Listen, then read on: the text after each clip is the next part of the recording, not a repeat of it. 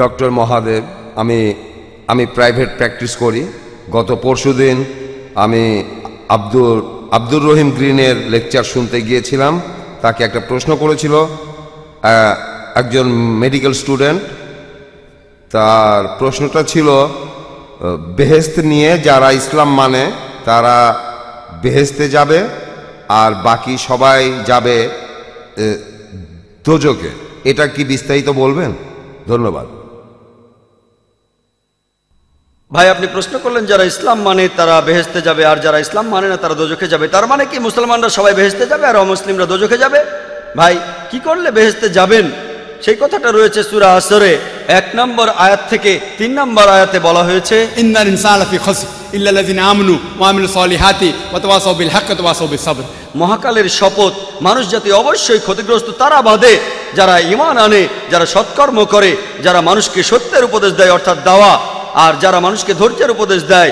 কোন মানুষ বেহেশতে যেতে চাইলে তার 4টা জিনিস লাগবে: ঈমান, বিশ্বাস, ইসলামের স্তম্ভগুলির মধ্যে একটা সৎ পথে কাজ, মানুষকে সত্যের উপদেশ দেয়া আর মানুষকে ধৈর্যের উপদেশ দেয়া।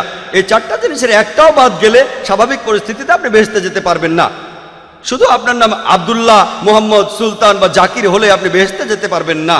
শুধু মুখে মুসলিম দাবি করলে বেহেশতে যাবেন না। আমি আমার লেকচারেও বলেছি, পবিত্র কোরআনে সূরা আনকাবুতের 2 নম্বর আয়াতে উল্লেখ করা আছে, আমি ঈমান এনেছি কথা বললেই, আমি মুমিনের কথা বললেই তোমরা কি মনে করো তোমরা বেহেশতে যেতে পারবে? আল্লাহ তোমাদের অবশ্যই পরীক্ষা করবেন। তাহলে নিজেকে মুসলিম দাবি করলেই আপনি বেহেশতে চলে যাবেন না।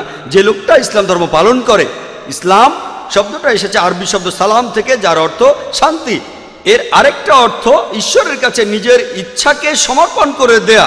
যে লোক আল্লাহর কাছে নিজের ইচ্ছাকে সমর্পণ করে দেয় সেই হলো মুসলিম। তাহলে যে লোক ঈশ্বরের কাছে নিজের ইচ্ছাকে সমর্পণ করে, তার নাম যাই হোক না কেন, সে বেহেশতে যাবে।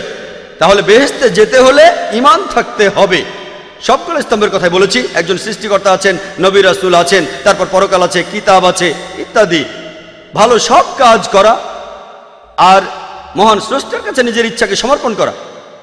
আপনি যদি স্রষ্টার কাছে নিজের ইচ্ছাকে সমর্পণ করেন, আরবিতে সেটাকেই বলা হয় ইসলাম ধর্ম। তার মানে এই না যে আপনি পাকিস্তান বা সৌদি আরবে থাকলে বেহেশতে যাবেন না।